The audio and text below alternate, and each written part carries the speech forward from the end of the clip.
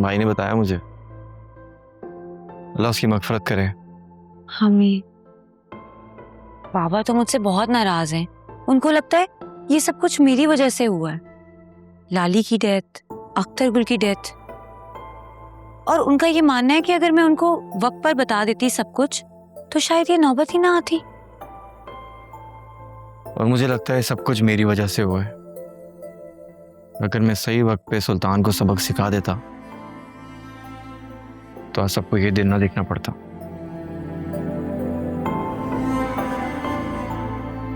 फिजा, कहीं ना कहीं गलती हमारी भी है। ये सब कुछ मैंने जानबूझकर नहीं की है, लेकिन यकीन मानो मेरे दिल पे इतना बोझ है, इतना कि मैं तुम्हें बता भी नहीं सकती हूँ। फिजा, शायद उन दोनों की मौत ऐसे ही लिखी थी। अख्तर गुल के कितने बच्चे हैं? हमें उनकी मदद करनी चाहिए। फिलहाल तो मेरी बाबा से इस टॉपिक पे बात करने की हिम्मत नहीं है। वो पहले ही मुझे इतनी बातें सुना चुके हैं। चलो कोई बात नहीं, मैं देख लूंगा, कोई इशू नहीं। तुम नौशीन आंटी से हमारी शादी की बात कर लो। अम्मा और बाबा पहले ही मेरी वजह से बहुत परेशान हैं। मैं चाहती हूँ कि हम जल्द से जल्द शादी कर ले और लोग जो बातें बना रहे हैं ना, वो बनाना खत्म कर दें। और देखा जाए तो एक तरफ से मेरे वालिदैन को भी सुकून मिल जाएगा। फिजा, अभी हमारे घर का माहौल भी कुछ ऐसे ही चल रहा है। मम्मी का मूड भी बहुत ख़राब रहता है। इस वक्त उनसे रिश्ते की बात करना ऐसे ही जैसे कत्ल करने के बराबर। बहरहाल, मैं मौका देखकर भाई और दादी से ज़रूर बात करूंगा। और तुम्हारे लिए गुड न्यूज़ है, दादी तुम्हें बहुत पसंद करती हैं। लेकिन अगर नौशीन आंटी ने मना कर दिया तो? उन्हें मानना ही होगा, क्योंकि मैं इस बार तुम्हारा साथ नहीं छोड़ूंगा, चाहे जो हो जाए। अकरम, हम जब जब करीब आए ना, कुछ ना कुछ, बल्कि बहुत कुछ बुरा जरूर हुआ है। फिजा, वो महज एक इत्तेफाक था और कुछ भी नहीं। प्लीज ये नेगेटिव सोच अपने दिमाग से निकाल लो। मुझसे वादा करो फिर, चाहे कुछ भी हो जाए, चाहे पूरी दुनिया ही क्यों ना मेरे अगेंस्ट हो जाए, तो मुझे कभी भी नहीं छोड़ो, कभी भी नहीं। नहीं छोड़ूंगा कभी भी, वादा करता हूँ। क्या कर रहे हो? देख रहे हैं लोग, हॉस्पिटल है। बाइक लाया हूँ आज, तुम्हारा भी लंच ब्रेक है, खाना बाहर खाते हैं आज? नहीं नहीं नहीं, मुझे ना बाइक से डर लगता है। जो डर गया समझो मर गया। चलें? चाय?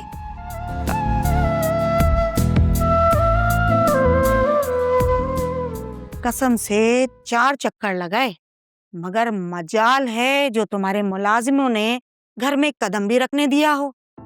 वही घिसा पिटा लफ्ज, बाजी बीमार है, बाजी सो रही हैं, बाजी बाहर गई हुई हैं।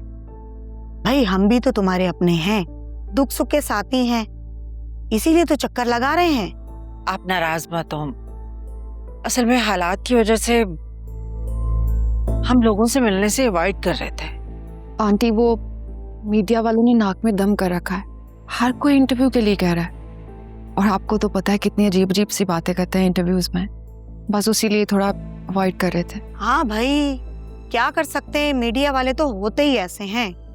और फिजा भी तो 2 रातें बाहर गुजार के आई है, और जिसने उसे अगवा किया था वो तो बड़ा ही खतरनाक है। अल्लाह माफ करे, ऐसी अजीब अजीब बातें टीवी पर आ रही हैं कि भाई मुझसे तो बर्दाश्त ही नहीं हुआ। बेचारी फिजा के साथ तो अल्लाह माफ करे, अल्लाह ऐसा वक्त किसी दुश्मन की बेटी पे भी ना लाए। आप जिस पर इल्जाम लगा रही हैं वो मेरी बहन है। अरे नहीं नहीं बेटा, मैं इल्जाम थोड़ी लगा रही हूँ, है तो हमदर्दी कर रही हूँ। बेचारी कवारी बच्ची। कैसी बातें कर रही हैं आप? मेरी फिजा बिल्कुल ठीक है, कुछ नहीं हुआ उसके साथ। जो मुंह में आ रहा है आपके बोले चली जा रही हैं आप। अरे मैंने तो सुना है वो बड़ी अजीब जगह थी जहाँ वो लड़कियों के साथ। मुझे लगता है अब आपको चले जाना चाहिए, क्योंकि कोई भी सफाई तो हम आपको देंगे नहीं। अरे तुमसे सफाई मांग भी कौन रहा है, जो हुआ है वो नजर आ रहा है, और तुम्हारा तो अपना ही बहुत बुरा हाल है। असलम भाई और तुम्हारे शौहर की पूरे मोहल्ले में लड़ाइयों का पता है, और अब तो ये भी सुना है कि तुमने तलाक भी ले ली है। अरे यही तो होता है बेटियों को ज्यादा आजादी देने का नतीजा। कैसी हमसाई हैं आप हमारी, बजाय इसके कि बुरे वक्त में हमारा साथ दें, हमारे साथ हमदर्दी करें, उल्टा हमारे जख्मों पर नमक लगा रही हैं आप। आपके लिए बेहतर होगा अभी इसी वक्त चली जाए यहाँ से आप। अरे हाँ हाँ जा रही हूँ, मैं कौन सा यहाँ रहने आई हूँ। शराफत का तो जमाना ही नहीं है, सच बोलो तो लोगों के मिर्चें लग जाती हैं।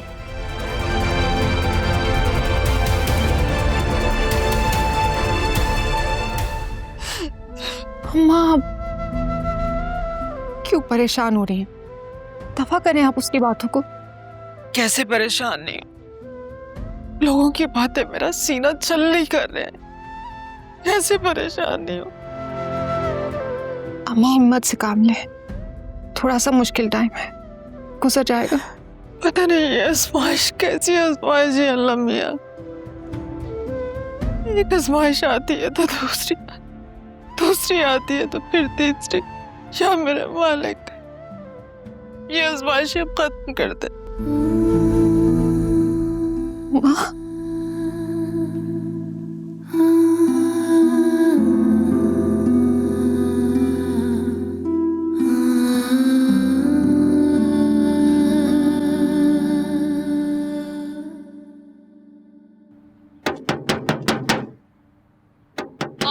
कौन सबर करो भाई, सबर।